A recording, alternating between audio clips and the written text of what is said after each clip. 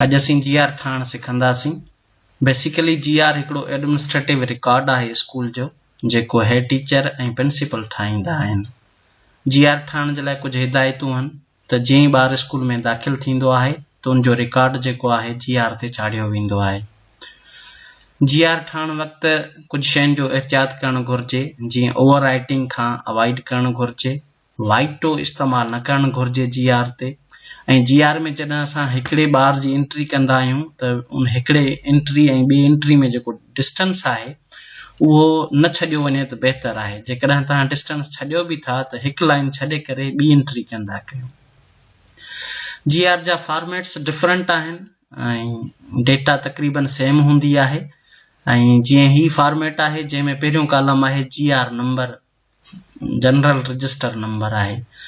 जीअं स्कूल खुलंदो आहे जेके ॿार दाख़िल थींदा आहिनि त उहे जीआर ते चाढ़िया वेंदा आहिनि ऐं हर ॿार जो हिकिड़ो यूनिक, हर ॿार खे हिकिड़ो यूनिक कोड या नंबर ॾिनो वेंदो आहे जंहिंखे असां जीआर चवंदा आहियूं।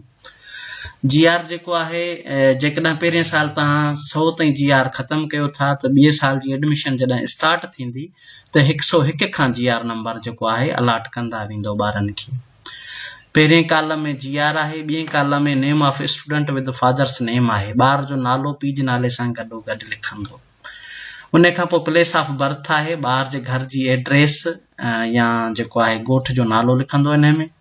Date of birth in words आहे, ॿार जी जेका आहे ॼमण जी जेका आहे तारीख़ लफ़्ज़नि में लिखंदो।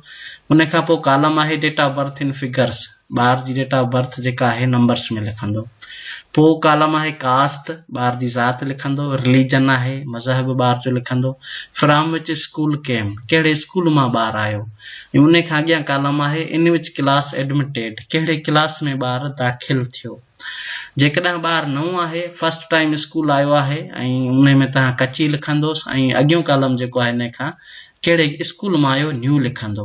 ऐं डेट ऑफ एडमिशन आहे, कहिड़े तारीख़ ते ॿार जेको आहे तव्हां वटि दाख़िला वरिती उहा लिखंदो इन में। GR number in case of bringing school leaving certificate, को ॿार तव्हां वटि अपर ग्रेड्स में दाख़िला वठे थो, मिसाल आहे 3 में, 2 में या 4, 5 में, 7 में, 6 में, तो उन में जेको जीआर नंबर आहे इन case of bringing school certificate, मिसाल आहे इन विच क्लास एडमिटेड, हिन में तव्हां लिखंदो 3 क्लास। ऐं हिन में इन खां अॻियां जेको कॉलम आहे उन में आहे in which school came, from which school came, कहिड़े स्कूल मां आयो। त हिते 2 क्लास कहिड़े जिथां 2 क्लास पास करे आयो आहे हुते तव्हां हिते लिखंदो उन स्कूल जो नालो, अॻियां लिखंदोसि 3 क्लास। ऐं उन खां अॻियां जॾहिं तव्हां वटि 3 क्लास में आयो आहे त 2 क्लास पास सर्टिफिकेट खणी आयो आहे तो उन जो जीआर नंबर हिन कॉलम में लिखंदोसि। हिन कॉलम में तव्हां खां पुछे थो न GR number in case of bringing school leaving certificate. जॾहिं तव्हां अपर ग्रेड्स में ॿार दाख़िल कयो था त उन्हनि खां जेको आहे सर्टिफिकेट्स, पास सर्टिफिकेट्स जेको प्रीवियस पास करे आहिनि ग्रेड, उन जो वठी करे जीआर नंबर हिते तव्हां एंट्री हिन कॉलम में कंदो ॿारनि जी। उन खां पोइ डेट ऑफ स्कूल लिविंग आहे, जॾहिं ॿार तव्हां वटि छॾे थो वञे, पास आउट करे थो वञे त उन कहिड़ी डेट ते पास करे थो, हिते डेट हिन कॉलम में लिखंदोसि। इन which class studying at the time of school living, कहिड़े क्लास में ॿार पढ़े पियो जॾहिं तव्हां खां छॾे वियो। रीज़न्स ऑफ स्कूल लिविंग, ॿार जे स्कूल छॾण जा रीज़न्स छा आहिनि। रिमार्क्स, रिमार्क्स कॉलम में तव्हां लिखंदो पास आउट, ड्रॉप आउट या LC इशूड, हिन में लिखंदो। ही हिकिड़ो फॉर्मेट आहे जीआर जो। ऐं असीं ॿियो फॉर्मेट ॾिसूं पिया, हिन में ॾिसो जीआर नंबर साॻो नेम ऑफ स्टूडेंट इन फुल आहे, मीन्स ॿार जो नालो ऐं पीउ जो नालो, रिलीजन एंड कास्ट। हुन फॉर्मेट में हे शयूं अलॻि अलॻि घुरे पियो, हिन में साॻी कॉलम में ॿई शयूं पुछे थो।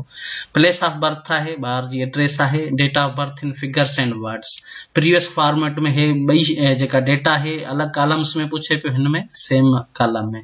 लास्ट स्कूल अटेंडेड आहे, डेट ऑफ एडमिशन आहे, क्लास इन विच एडमिटेड आहे। प्रोग्रेस, प्रोग्रेस मीन्स ॿार जी जेका स्टडी जे दौरान प्रोग्रेस छा हुई। ऐं कंडक्ट में मीन्स ॿार जो बिहेवियर, वर्ताव कीअं हुयो स्कूल में। Class, class from which left, कहिड़े क्लास में हुयो ॿार तव्हां खां छॾे वियो, इहो लाज़मी लिखंदो। डेट ऑफ स्कूल लिविंग आहे, ॿार कहिड़े तारीख़ ते स्कूल छॾे पियो। Remarks, reasons of leaving school, हिन में ॾिसो 2 शयूं पुछे पियो, हिकु त ॿार जेको आहे छॾे थो वञे, ड्रॉप आउट आहे त रीजन्स तव्हां हिन में ॾींदो। प्रीवियस फॉर्मेट में जेको आहे अलॻि अलॻि शयूं पुछे पियो। ॿियो फॉर्मेट आहे, हिन में तक़रीबन सेम शयूं आहिनि। हिन में हिकिड़ी शइ तव्हां ॾिसो त हिन में ॿिनि लाइनुनि जो गैप छॾियल आहे। कोशिशि कयो तव्हां गैप न छॾियो, जे छॾियो था त हिकिड़ी लाइन जो छॾींदा कयो। GR नंबर घुरे थो, नेम ऑफ स्कूल आहे, फादर्स नेम आहे, name of student with father's name आहे, उन खां पोइ प्लेस ऑफ बर्थ आहे। कोशिशि कयो वर्टिकल में, जीअं हिते कुझु डेटा वर्टिकल में लिखियल आहे, इहा सिधी राइटिंग लिखंदा कयो। उन खां अलावा date of birth in words आहे, फिगर्स आहे ऐं कास्ट आहे। ॾिसो कास्ट में हिते हे छॾियल आहे, डेटा एंट्री न आहे थियल। लाज़मी तव्हां को बि कॉलम या को बि रो या को बि जेका आहे सेल जेको आहे ख़ाली न छॾियो GR में, हर शइ जेको आहे तव्हांखे लिखणी आहे। अक्सर इहो बि ॾिठो आहे त जेकॾहिं इस्लाम आहे, 100 ॿार आहिनि, उन्हनि जो मज़हब साॻियो आहे त पहिरें में इस्लाम, ॿिए में बराबर जी निशानी ॾेई छॾींदा आहिनि। बराबर जी निशानी न आहे ॾियणी, पूरो डेटा लिखणी आहे। फ्रॉम विच स्कूल केम, कहिड़े स्कूल मां आयो, इन विच क्लास एडमिटेड, कहिड़े क्लास में दाख़िल थियो। P1 या P2 P3 न लिखंदा कयो। जेको ग्रेड आहे, नंबर्स में 1 आहे त 1 लिखो ख़ाली, जेकॾहिं 2 आहे त 2 लिखो। डेट ऑफ एडमिशन लिखंदो, हे ॾिसो उभन अखरनि में लिखियल आहे, तव्हां सिधो लिखंदा कयो। GR नंबर आहे, जेकॾहिं तव्हां वटि अपर ग्रेड्स में दाख़िल थियो आहे त प्रीवियस स्कूल जो GR नंबर हिन कॉलम में लिखंदो। डेट ऑफ स्कूल लिविंग लिखंदो, जंहिं डेट ते तव्हां खां छॾे थो, ऐं जेको आहे in which class studying at the school living time, कहिड़े क्लास में जेको आहे हुयो जंहिं महिल स्कूल छॾे पियो ॿार तव्हांजो। रीज़न्स छॾण जा छा आहिनि, रिमार्क्स में लिखंदोसि।